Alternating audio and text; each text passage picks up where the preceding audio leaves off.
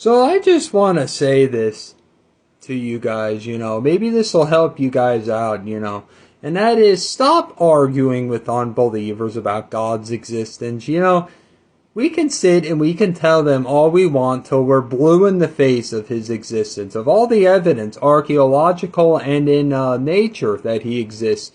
But here's the thing, they're always going to come back around and say that God isn't real. They're blind, unfortunately, and spiritually blind, unfortunately. They need prayer that they would come to find the Lord Jesus. And I always pray that it comes in a supernatural experience to them, in some way, shape, or form, But there's no sense in arguing with them, Listen, there was a time, and some of you guys saw me with this already, where people always were like, okay, give me evidence that God's real. Oh, okay, and I'd always go with all those things to tell them that God's real. But you know what I'm finding? It doesn't matter anyway. You can go about that all you want. They're just blind, The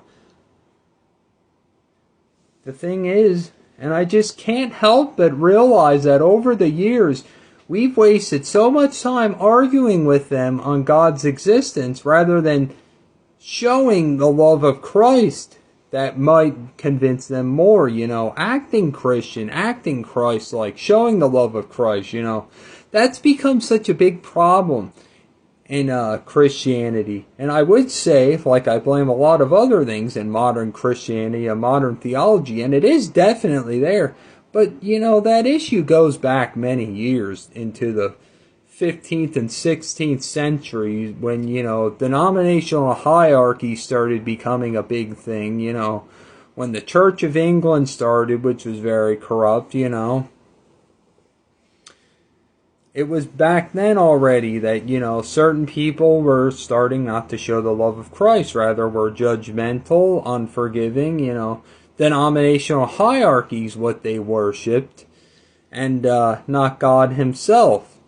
And let me just say, we still see a lot of that now. That's why I consider myself non-denominational. And listen, I'm not saying everybody that's of denomination is bad or anything like that. I'm not saying denominations are bad. I'm not saying that. I'm just saying when you get so wrapped up and idolize that over God, that's an issue.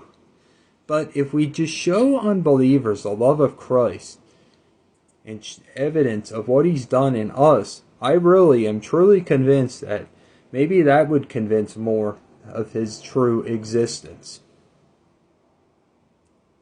I love you guys, and you have a blessed night.